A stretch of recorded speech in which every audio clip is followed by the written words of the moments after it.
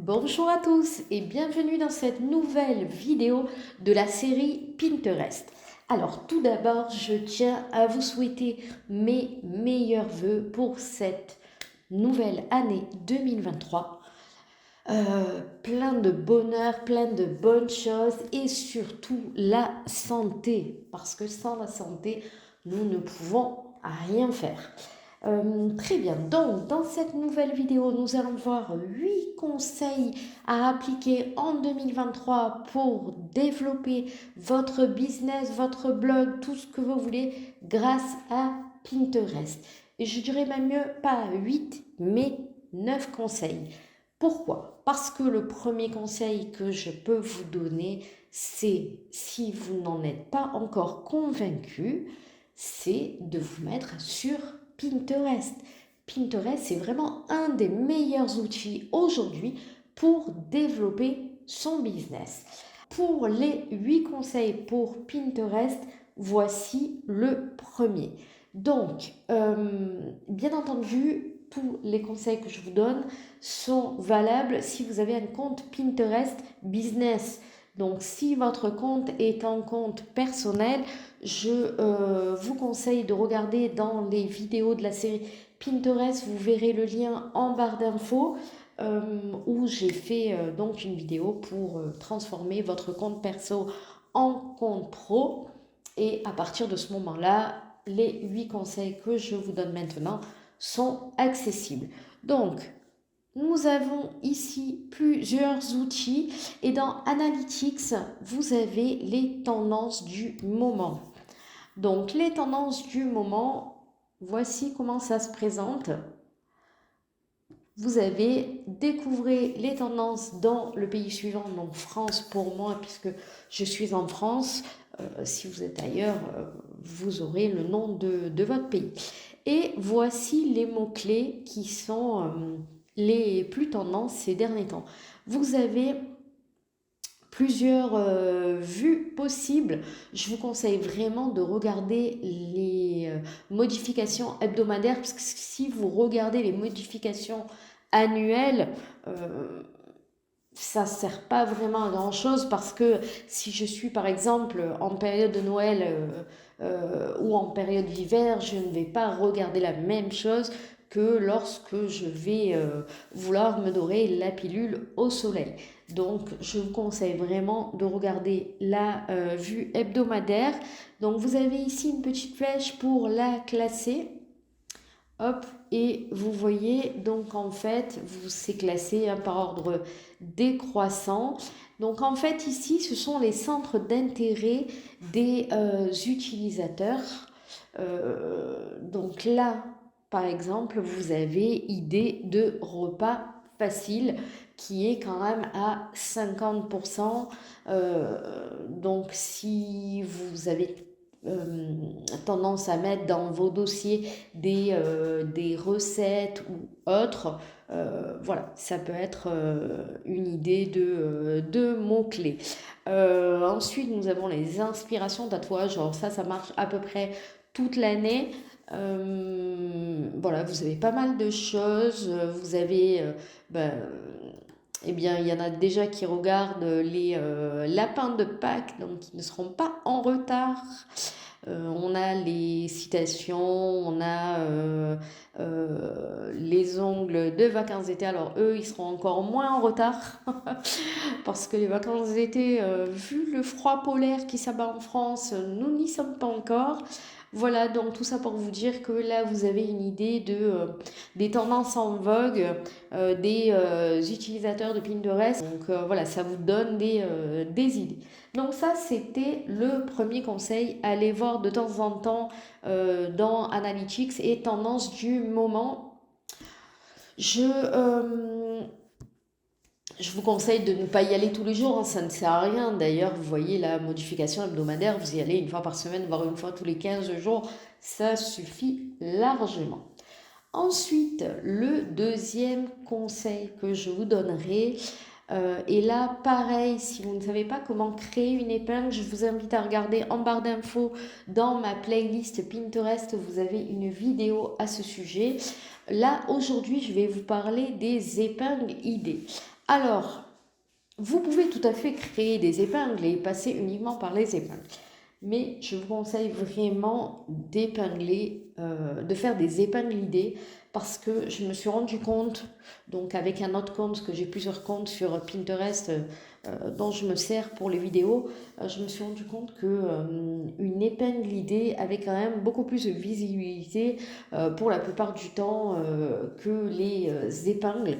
Donc les épingles idées, ça vous permet de pouvoir mettre plusieurs photos ou autres en une seule épingle. Donc c'est vraiment assez différent de créer une épingle toute simple. Mais vraiment, c'est très visible en ce moment sur Pinterest. Donc je vous conseille pour 2023 de miser sur les épingles idées. Ensuite, je vais vous donner mon troisième conseil. Et là, ce sera plutôt dans vos dossiers. Alors là, hop, c'est mon profil perso. Ça fait un moment que je l'alimente plus trop. Donc, je vais quand même vous le montrer, ce n'est pas grave. Donc là, j'ai tous mes dossiers. Donc sachez que lorsque vous créez un dossier, il faut vraiment que vous comptiez au minimum une cinquantaine d'épingles dans votre dossier. Parce que sinon il ne sera pas visible. Donc vous voyez là, moi, ils ont tous plus de 50 épingles, largement plus pour la plupart. Hop, vous voyez, moi à part celui-ci, jardin, mais c'était vraiment plus un dossier perso. Pour le reste, ils ont tous beaucoup plus que 50 épingles.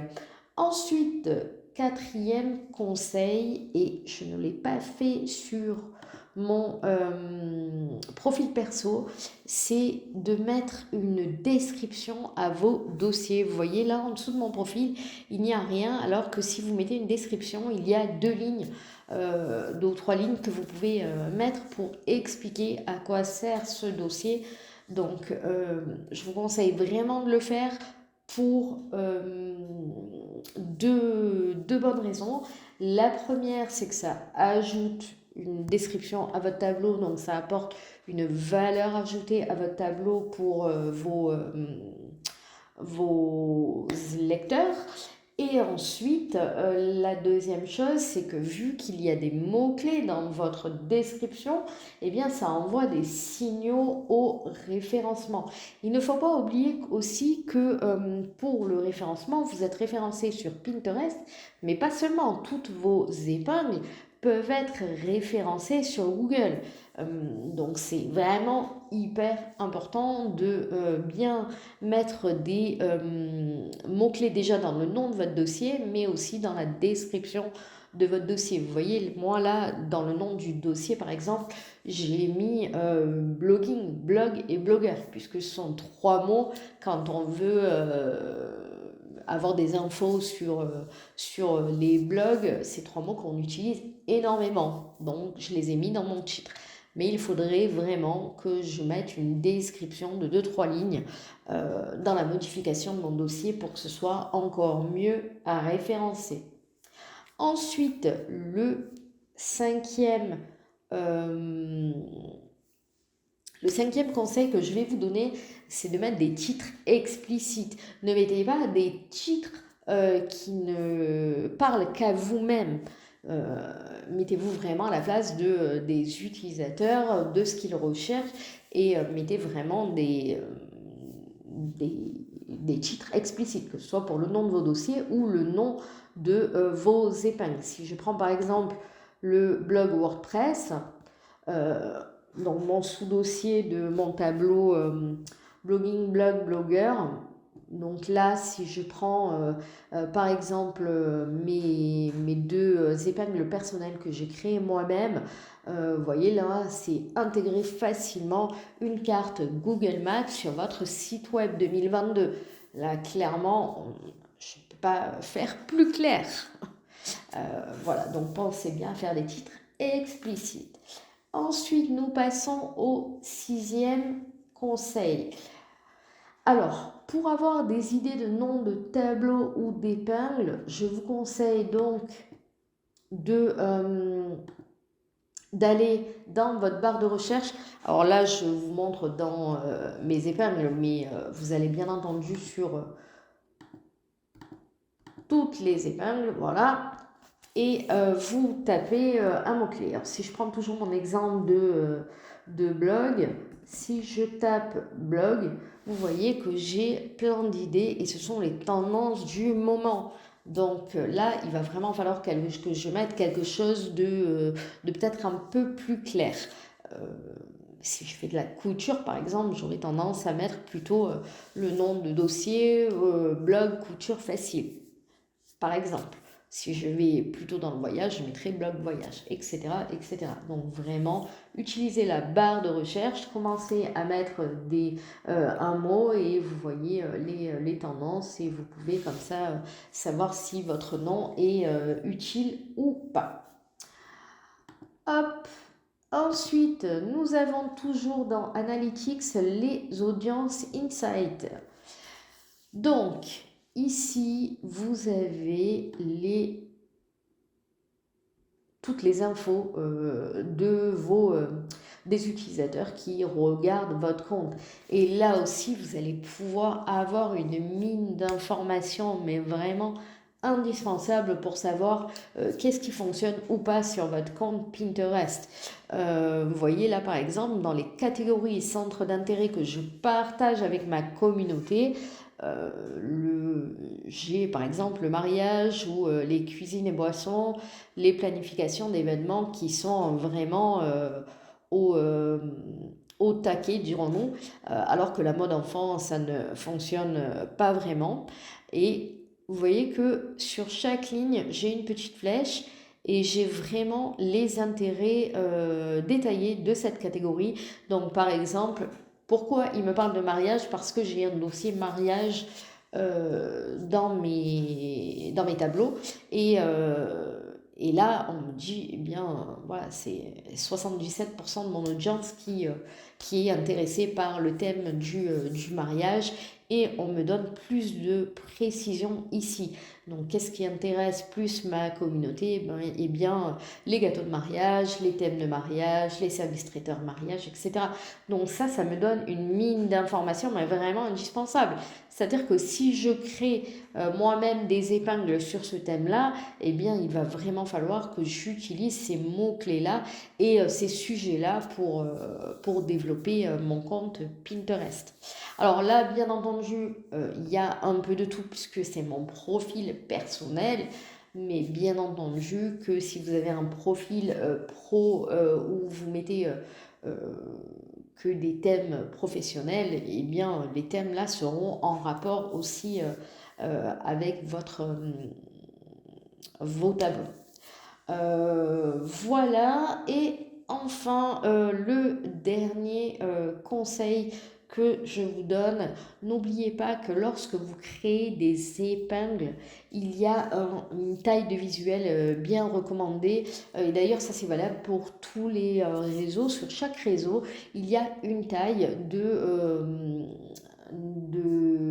médias qui est recommandée. Sur Pinterest, bien entendu, on voit des visuels en long et en hauteur, donc ce sera des 1000 fois 1500 pixels. Ne faites pas des rectangles en long puisque ce n'est vraiment pas très visible. Vous voyez, ça c'est des visuels que j'ai créés moi-même et ils sont bien tout en longueur. Alors ceux-là, c'était vraiment des photos anciennes d'un de mes blogs. Donc à l'époque, c'était vraiment la première année où je faisais Pinterest, donc je ne le savais pas. Je ne les ai pas modifiées parce qu'elles sont là et qu'elles ne me servent plus à grand-chose. Mais tous mes nouveaux visuels sont en format long, donc 1000 fois 1500 pixels. Voilà, j'ai terminé pour ces fameux conseils à appliquer en 2023 pour utiliser Pinterest comme des pros et développer vos business à fond grâce à ce réseau social. Et vraiment, je vous encourage, puisque on parle souvent d'Insta, de TikTok, de Snap pour développer son business. mais pas du tout pour la plupart. Vraiment, Pinterest, c'est une mine d'or. Donc, je vous conseille vraiment de vous y mettre et d'appliquer les conseils que je viens de vous donner. Voilà, j'espère que cette vidéo vous aura plu, vous aura aidé. N'oubliez pas de vous abonner à ma chaîne et surtout d'activer la petite cloche pour recevoir toutes les notifications. Il y a plein d'autres vidéos qui sont en préparation et qui vont arriver. Bien entendu, si vous avez des questions, n'oubliez pas de les mettre en commentaire. J'y réponds assez régulièrement. Je passe au moins une fois tous les 2-3 jours sur mon compte. Donc, je réponds assez rapidement. Voilà, essayez d'être précis, bien entendu, pardon, dans les questions pour que je puisse vous répondre assez simplement. Eh bien écoutez, je vous dis à très vite pour une prochaine vidéo.